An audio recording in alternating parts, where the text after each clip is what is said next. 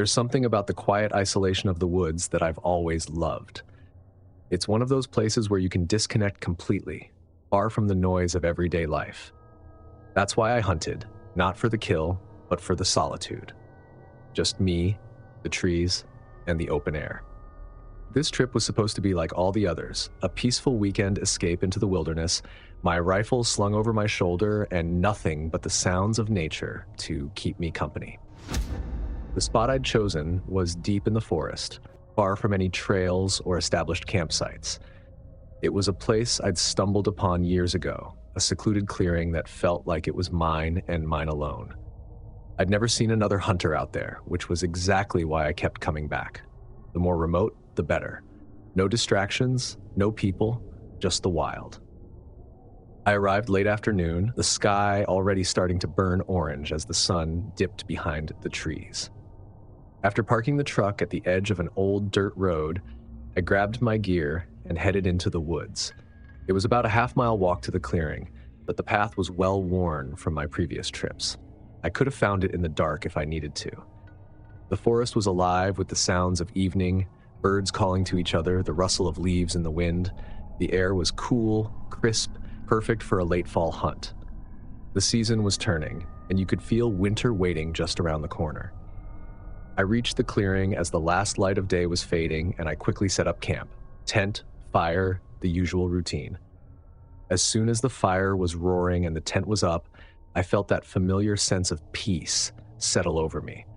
There's nothing like sitting by a campfire in the middle of nowhere, staring up at the stars with nothing but your own thoughts to keep you company. The worries of work, bills, and everyday life felt far away, like they belonged to someone else. After cooking up some dinner, just a can of beans and some coffee to wash it down, I leaned back against my pack and watched the fire flicker. It was quiet, the kind of quiet that only the woods can offer.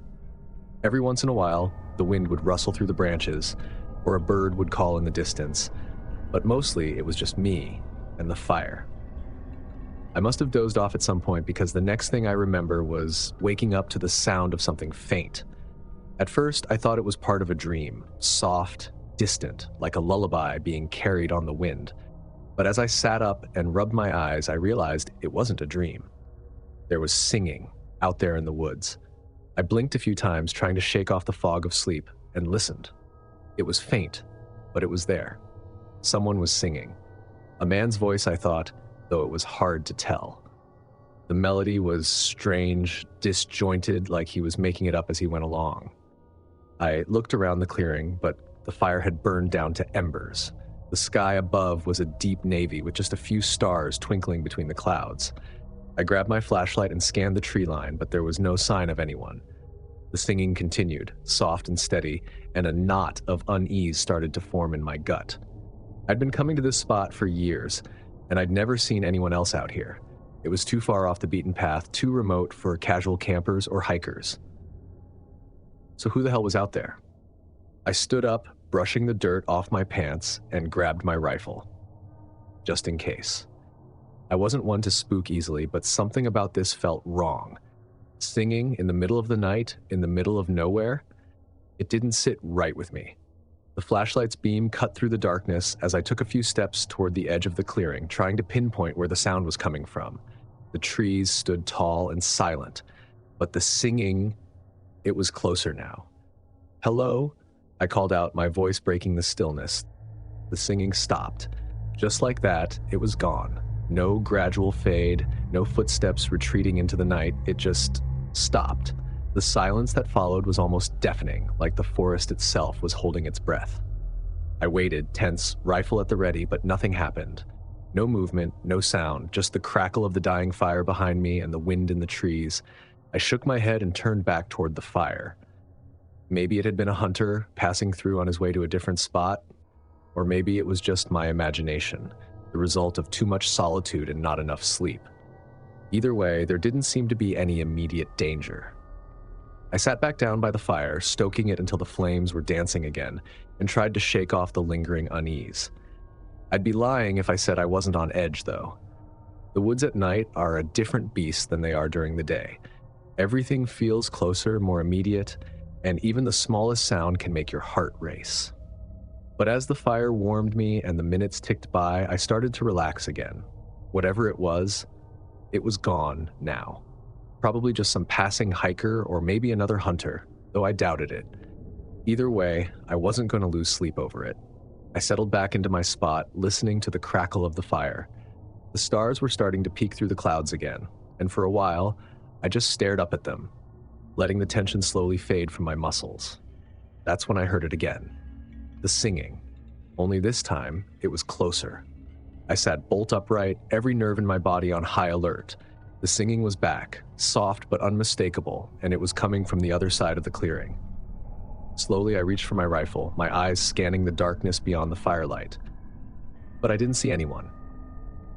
The singing grew louder, and I realized with a sinking feeling that it wasn't just one voice anymore. There were two. I stood up, my heart racing, and raised the flashlight, sweeping it across the clearing, illuminating the trees in stark relief, but there was no one there, just shadows and leaves moving gently in the wind. But the singing continued. I couldn't make out the words, but there was a strange, lilting quality to the melody, like a nursery rhyme being sung by someone who didn't quite remember the tune. It sent a chill down my spine. "Who's there?" I called out, my voice shaky. The singing stopped again. I waited, every muscle tensed, expecting someone to step out of the trees, but there was nothing, just silence, heavy and oppressive. I backed up slowly. Whatever was out there, I didn't want to find out. Not like this, not in the dead of night with no one around for miles.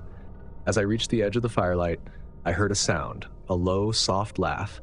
It was faint, barely more than a whisper, but it was enough to send a jolt of terror through me. I turned and ran, until I reached my tent, throwing myself inside and zipping it up as fast as I could. My hands were shaking, and I fumbled with the zipper for a moment before finally getting it closed. Inside, I grabbed my pack and pulled out my phone. I knew I wouldn't get any service out here, but I turned it on anyway, hoping against hope that maybe there'd be a signal. No bars. I sat there in the dark, clutching the rifle, my ears straining for any sound. The forest was quiet again. The minutes ticked by, agonizingly slow, and eventually the fire outside started to die down. The shadows grew longer, creeping toward the tent, and I felt my pulse quicken. I knew I should go back out, stoke the fire, keep it burning through the night. But the thought of stepping out there into the dark made my stomach churn. So I stayed put. I don't know how long I sat there, wide-eyed and trembling, but eventually exhaustion started to take over. My eyelids grew heavy, and despite my best efforts, I drifted off to sleep. I woke up to sunlight streaming through the tent, and for a moment I thought it had all been a bad dream. But as I unzipped the tent and stepped outside, I saw it. Footprints. They weren't mine. They were clearly from bare feet. They circled the fire pit once, twice, and then disappeared into the trees. I knelt down to get a better look. The prints were deep, like someone had been standing there for a long time. I stood up, looking toward the trees where the footprints led. The woods were still, and the unease from the night before came flooding back. My gut told me to pack up and leave, and fast. Whatever had been out there, whatever had stood by my fire, it wasn't something I wanted to encounter again. I hastily gathered my things and loaded up my pack. As I made my way back to my truck, I kept looking over my shoulder, paranoid that someone might be following. The woods were quiet, but that only made it worse. When I finally reached my truck, I threw my gear inside and didn't waste any time getting out of there. The sense of relief I expected never came. Instead, as I drove away, I couldn't shake the feeling that I had barely escaped something bad. I don't know who it was or why they had been out there in the middle of the night, standing so close to my campfire. Maybe it was just some lost hiker. Maybe it was something entirely else. But I knew one thing for sure. Those footprints, the ones circling my fire, they weren't mine. And I wasn't alone in those woods.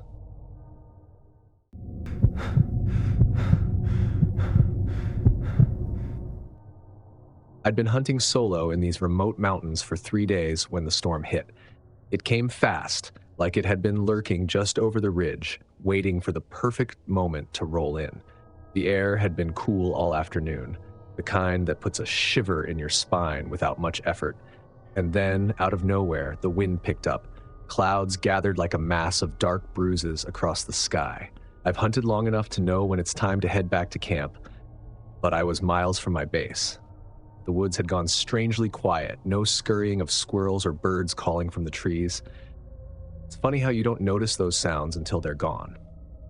I picked up my pace, heading toward an old trail I remembered that should have led me to some kind of shelter. I'd been in these mountains before, but even then I wasn't entirely sure where the trail would take me, just that I couldn't be stuck out there when the rain started. After about an hour of walking, I saw a small cabin tucked between the trees, almost camouflaged by the thick undergrowth. The roof sagged, and the wood looked like it had seen better days, but it was shelter. And as the first drops of rain began to fall, I didn't have the luxury of being picky. I made it to the cabin just as the downpour started. Thunder rumbled somewhere in the distance, and the wind picked up, shaking the trees like they were nothing more than blades of grass. I was soaked through by the time I reached the door, which was slightly ajar. It creaked when I pushed it open, revealing a small, dusty room with a stove in one corner and a single chair propped up against the wall. The cabin wasn't much, but it was dry, and right then that was all I cared about. I dropped my pack on the floor, peeled off my wet jacket, and gave the place a once-over. It was bare, just the stove, a table with a few chairs, and a small stack of firewood in the corner. It was the kind of place that felt frozen in time, like whoever had been there before me had just walked out and never came back. There was something about the air in that cabin, though. It smelled of old wood and damp earth, like the place hadn't been disturbed in years. I checked the wood by the door. It was fresh, recently chopped. That was odd. I didn't think anyone lived around these parts, at least not full-time, but I figured maybe another hunter or a hiker had taken refuge there before me. As the rain pounded against the roof, I busied myself setting up a small fire in the stove. The warmth spread quickly through the cabin. I had this unsettling feeling that I wasn't supposed to be there, but it was better than being out in the storm. No harm in borrowing a bit of warmth and shelter for the night. By the time I had dried off a little and settled in, the storm was in full swing. Rain hammered against the roof, and the wind howled through the trees like some kind of wild animal. I sat by the fire, listening to the storm rage outside, feeling thankful that I wasn't caught in it. But even as I warmed my hands by the stove, a gnawing unease settled in my gut. I looked around the cabin again, my eyes catching on the pot that sat on the stove. It was covered in a layer of dust, but there were faint scorch marks on the bottom like it had been used recently. I hadn't noticed those before. I thought back to the chopped wood by the door, how fresh it had looked. Someone had been here, recently. I tried to shake it off, convincing myself it was just another traveler like me, maybe passing through and leaving things behind. The mountains were unpredictable, and it wasn't strange to run into signs of others, even if you didn't see them directly.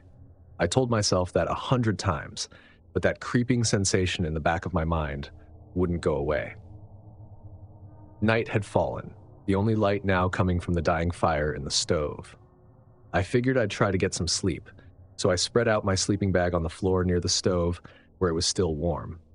The wind howled outside and the rain continued to pour, and I had just started to drift off when I heard the door creaking open. I shot upright, my heart slamming in my chest. The door was open, just an inch or two, like someone had pushed it. I stared at it. I hadn't heard anyone approach, and there was no reason the door should have moved on its own. I checked the lock. I was sure of it. I got up, moving quietly toward the door, my hand reaching for the handle of the hunting knife at my side. I pulled the door open wider, my breath catching in my throat. Nothing. The woods beyond the cabin were dark and still, the storm having subsided into a steady drizzle. I stepped out onto the porch, scanning the tree line for any sign of movement. The trees were silent. No animals, no people, just the dripping of rain from the leaves. I backed into the cabin, my hands still on the knife, and shut the door, this time making sure it was bolted.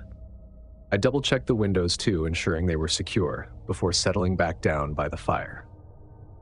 Sleep didn't come easily after that.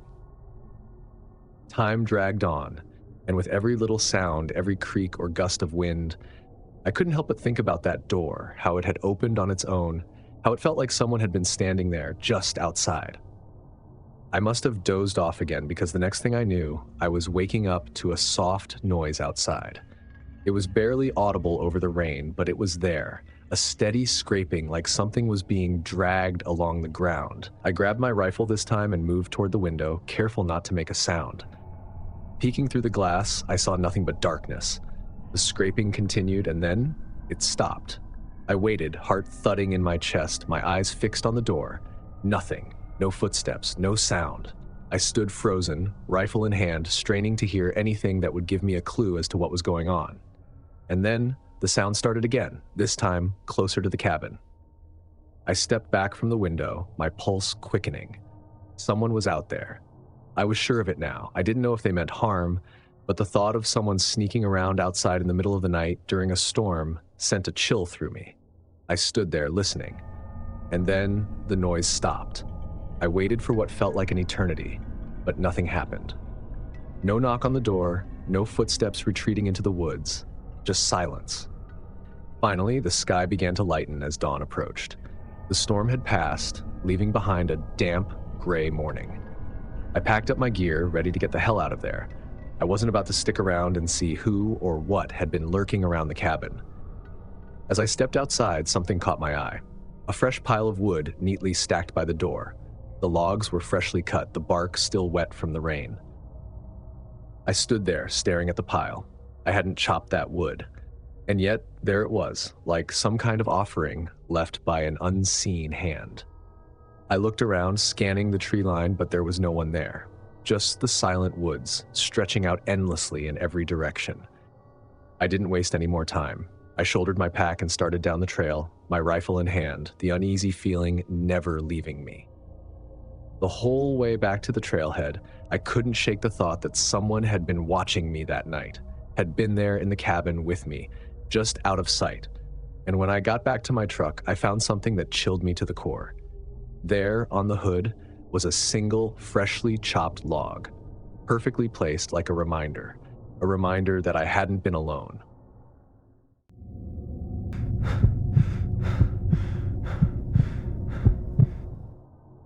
I've been hunting for over a decade now, ever since my dad handed me my first rifle at 14. There's something peaceful about it. It's not just about the thrill of the chase or bringing down a deer, though I won't lie, that's a big part of it. No, it's the quiet that draws me in. The way the world slows down when you're sitting out there alone with nothing but the wind and the rustling trees. It's the kind of quiet you don't find anywhere else, but sometimes that quiet can turn on you. 5 years ago, I learned that the hard way. It was late October, and I'd taken a few days off work to head out to this spot I'd been going to for years. It wasn't a public hunting ground, nothing official anyway. It was a patch of land a buddy of mine, Dan, had shown me back when we were in our 20s. Dan's uncle owned it, but no one ever used it except us. It was tucked away off a dirt road in the middle of nowhere, a perfect spot if you wanted to hunt without dealing with the crowds. That year, though, Dan couldn't make it. He had his hands full with a newborn, and I understood. Life changes when you've got kids. So I decided to head out on my own. I'd done solo hunts plenty of times before, so it wasn't anything new. I spent most of the first day scouting. The deer hadn't been moving much yet, which wasn't surprising. The weather had been unseasonably warm, and it wasn't until the evenings that you could really feel that autumn chill. That's when the animals start coming out, once the temperature drops. By the second day, I'd found a good spot near the edge of a small valley. The trees formed a natural blind, and I set myself up there, watching the field below. I had my thermos, a sandwich, and plenty of time. I wasn't in any rush. That's the thing about hunting. Patience is key. You can't force nature to move at your pace. It was around dusk when things started to get strange. I had just finished my sandwich and was sipping on some coffee, enjoying the way the shadows lengthened across the valley. The wind had picked up a bit, and the leaves rustled softly, creating that kind of background noise that lulls you into a comfortable state. I was in no hurry. The deer usually start moving after the sun dips below the horizon, so I was content to wait. That's when I noticed something out of the corner of my eye. At first, I didn't think much of it. Just a pair of eyes reflecting the light, maybe 100 yards out. I figured it was a deer. They're skittish at dusk, and it wasn't unusual to see them poking around before they moved into the open. I leaned forward a bit, trying to get a better look, but something was strange. The eyes were too high off the ground, higher than any deer I'd ever seen. I sat up a little straighter, squinting into the distance. They weren't moving, just watching. I've seen enough deer and coyotes in my life to know what animal eyes look like at night, but these didn't match anything I knew. They weren't the right color, not that bright, reflective glow you get from deer. These were dull, almost flat, and the height was all wrong. I told myself it was probably just a trick of the light. Maybe it was standing on a small rise or a log, maybe it was a big buck, and I just couldn't see its body. But the more I stared, the less sense it made. The eyes didn't move, not even a twitch, and that's what got me. I pulled out my binoculars to get a better look. When I raised them to my face, I felt a chill that had nothing to do with the temperature. The eyes blinked, but not like a deer, and not like any animal I've ever seen. They blinked sideways. I locked up. That wasn't right. No animal's eyes blink like that. I lowered the binoculars, rubbing my eyes, convinced I'd just seen it wrong. Maybe it was the low light playing tricks on me. But when I looked again, the eyes were still there. I've spent enough time out in the wilderness to know when something's wrong. You get a sense for it. The way the forest goes quiet, the way your instincts start screaming at you to leave. But I didn't move. I couldn't. I just sat there, gripping my rifle, staring at those eyes, trying to make sense of what I was seeing. That's when it started moving.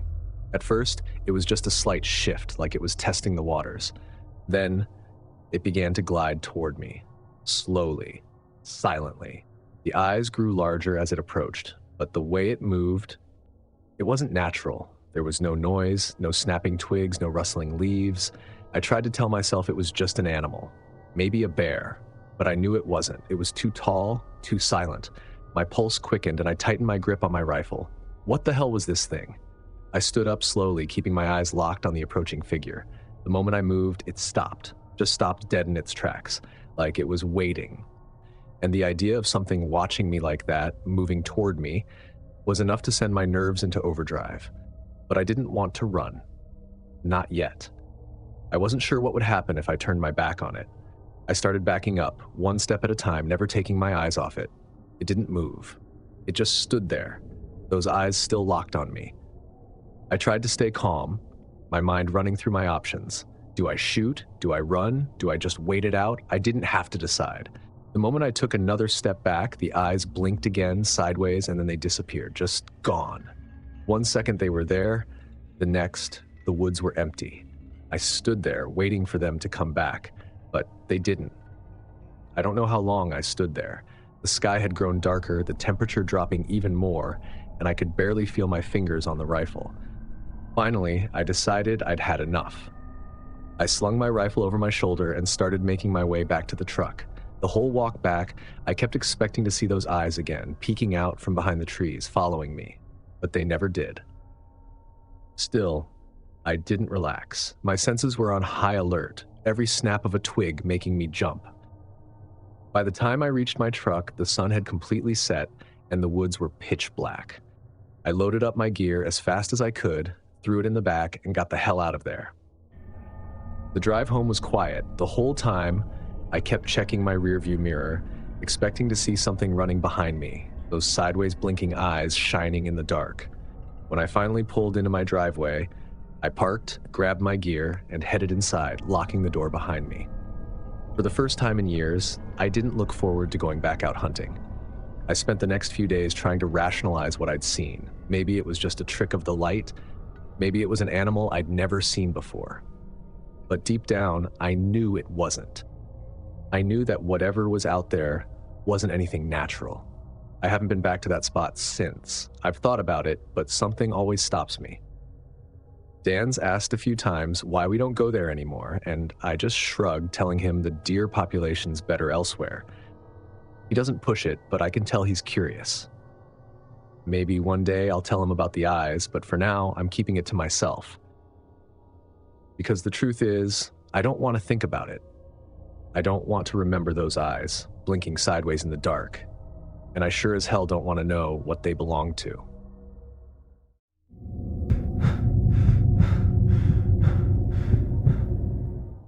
I've always been a fan of hunting, ever since my dad first took me out when I was just a kid. But last fall, something happened that made me question whether I'll ever feel safe out there again. It was mid-October when my friend Greg and I decided to spend the weekend hunting in a canyon about an hour's drive from town. Greg had heard from a few guys at work that it was the perfect spot, remote, with plenty of deer roaming the area. The idea of getting away from everything sounded perfect. Plus, the canyon had this reputation for being quiet. Too quiet, if you ask some people. But we didn't care. We were ready for a break from the noise of our lives, and that place seemed perfect. We left early on a Saturday morning, our truck packed with camping gear, rifles, and enough food to last a few days. On the drive out there, we stopped once for gas and once more to stretch our legs before arriving at the canyon. Now, this wasn't just any canyon. It was a massive, sprawling place with steep, jagged cliffs on either side and a dense forest at the bottom. We parked the truck near the edge and hiked down into the woods, the trail winding like a snake between the cliffs. The descent was steep, but the further we got, the more peaceful it became. The air was cool, and the sound of birds chirping filled the space between the trees.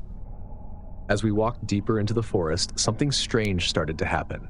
The usual sounds of the woods seemed to fade. It wasn't sudden, but gradual, like someone was turning down the volume. By the time we reached the clearing where we planned to set up camp, it was dead silent. No wind, no birds, nothing. Just the sound of our own footsteps and the occasional crunch of twigs underfoot. "Man, it's quiet out here," Greg said, breaking the silence.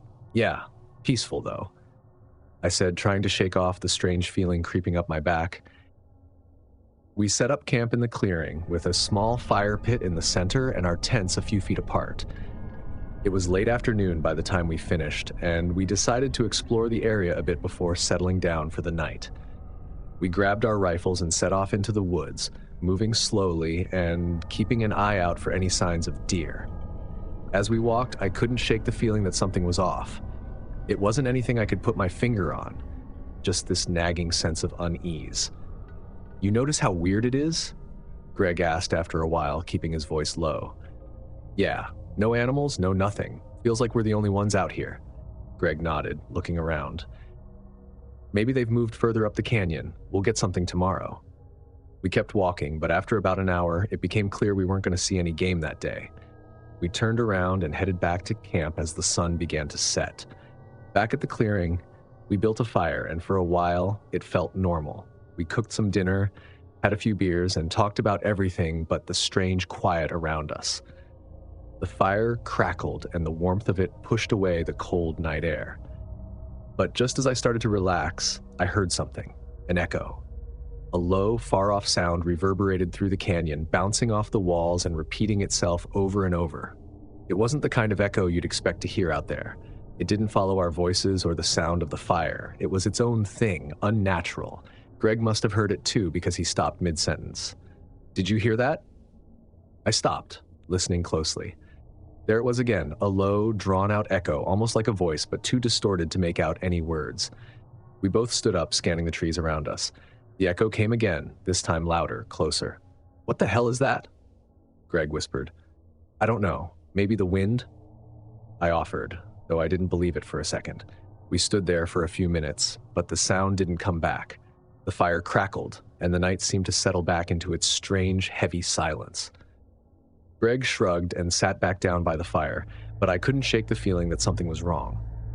Later that night, after we'd crawled into our tents, I lay awake, listening. The silence was suffocating. No crickets, no wind, just nothing. I closed my eyes, trying to drift off, but my mind wouldn't stop racing. Every little noise sounded amplified in the stillness, and then I heard it again.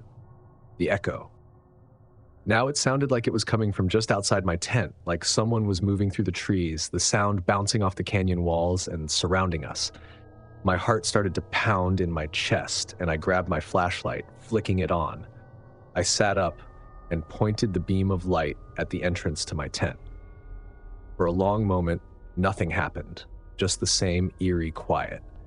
But then the echo came again, and this time it was followed by a distinct rustling sound, like footsteps in the underbrush. "Greg?" I whispered, but there was no response. I unzipped the tent just enough to peek outside. The fire had burned down to embers, casting this dim glow across the clearing. I couldn't see anything out of the ordinary, but the sound was still there, echoing through the canyon. I crawled out of the tent and stood up, scanning the trees with my flashlight. But it didn't reveal anything, just trees and shadows. But the sound was closer now, louder, like it was circling us. I backed toward Greg's tent and gave it a light kick. "Hey, wake up!" Greg groaned from inside, and after a moment his head popped out. "What is it?" "Listen," I whispered, pointing toward the trees. Greg frowned, his face scrunched in confusion. Then he heard it too, the echo. And now, there was no mistaking it. It wasn't the wind.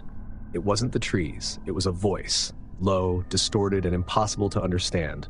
It echoed off the canyon walls, bouncing around us, making it impossible to tell where it was coming from. "What the hell is that?" Greg whispered. "I don't know, but we need to get out of here."